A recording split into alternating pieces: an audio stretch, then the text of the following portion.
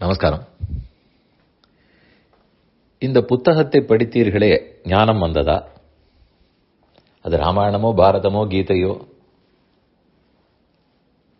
வேதங்களோ இதிகாசங்களோ புராணங்களோ எதுவும் இருக்கட்டும், இதை படித்தீர்களே ஞானம் வந்ததா? இது கேட்போம். இந்த ஆச்சாரியனிடத்தில் உபதேசம் பெற்றீர்களே, ஞானம் பெற்றீர்களா?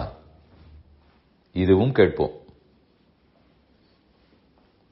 இந்த ரெண்டு விதத்திலேயும் ஞானம் வரும் என்று நம்புகிறோம்.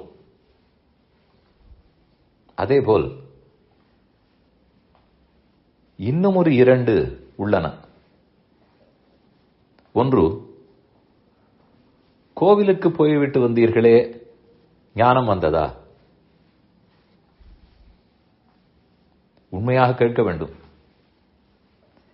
ஏன்னா பெருமானுடைய திருமேனியை தரிசித்தாலே அது முழுக்க முழுக்க சத்வகுணத்தாலேயே ஆக்கப்பட்டிருக்கிறபடியால் அந்த சுற்றுப்புறம், சூழல், அங்கு பாடப்படும் தெய்வீக பாடல்கள், வேதம், ஆழ்வார் பாசுரங்கள், அங்கு ஆயிரக்கணக்கான ஆண்டுகளாக வந்து போயிருக்கும் ஆச்சாரிய பெருமக்கள், ஒரு சரியான ஆம்பியன்ஸ், அதுவே நமக்கு ஞானத்தை கொடுக்க வேண்டும். கடைசி பட்சம் ஞானம் பெறுவதற்குண்டான தடங்கல்களை விலக்க வேண்டும். ஆனால் நாம் யாரும் கோவிலுக்கு போய்விட்டு வந்தாயே ஞானம் பிறந்ததா, அல்லது ஞானம் பிறப்பதற்குண்டான தடங்கல்கள் விலகினவா, நாம் அப்படி ஒன்றும் கேட்பதில்லை.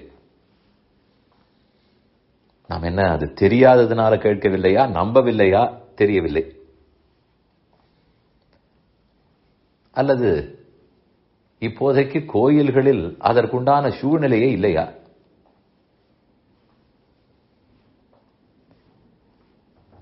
கண்டிப்பா அந்த நாட்களில் இந்த சூழ்நிலை இருந்தது.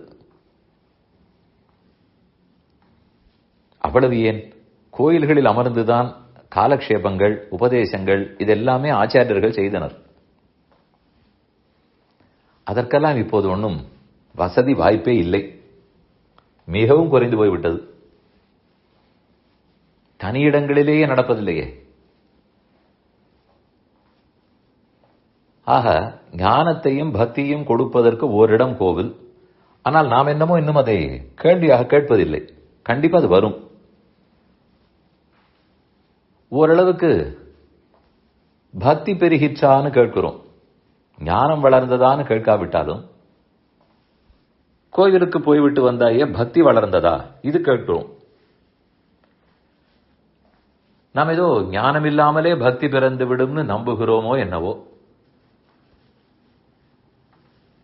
இது ஓரிடம். மற்றொரு இடம், இந்த உறவுக்காரரோடு பழகினாயே,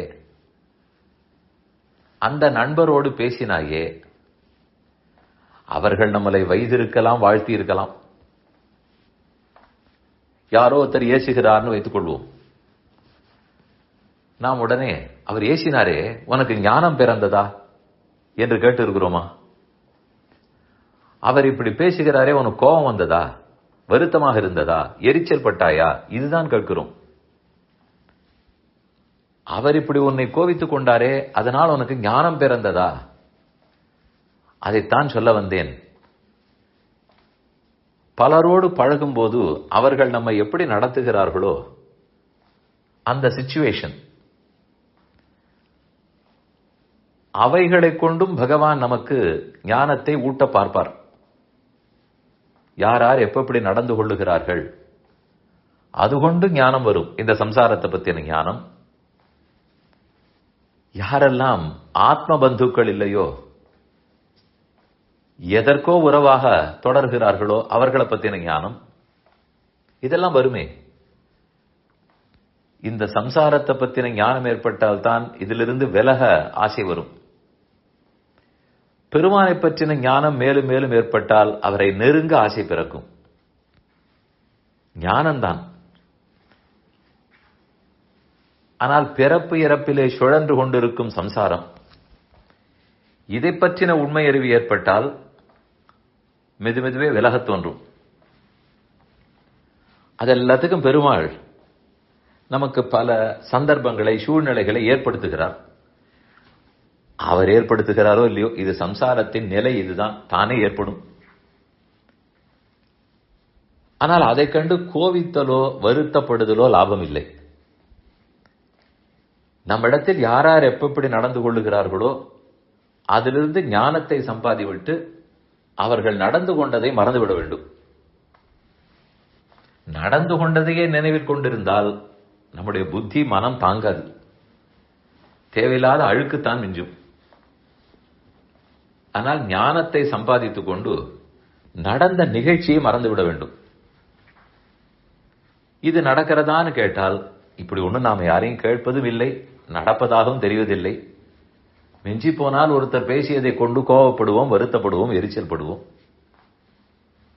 அப்படி அல்ல. அதனால் கோவிலுக்கு சென்று வந்தாலும் ஞானம் பிறந்ததா? நியாயமான கேள்வி. உறவுக்காரர்களோட பழகினதோ, ஏதோ தேவையில்லாத ஒரு சிச்சுவேஷன், அதிலிருந்தோ ஞானம் பிறந்ததா? அதுவும் நியாயமான கேள்வி.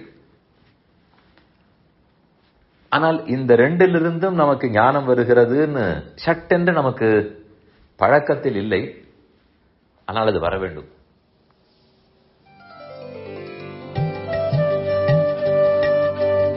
இந்த என் பணி ஆடியோவை உங்களுக்காக வழங்கியவர் வேலுக்குடி ஸ்ரீ கிருஷ்ணன் சுவாமி.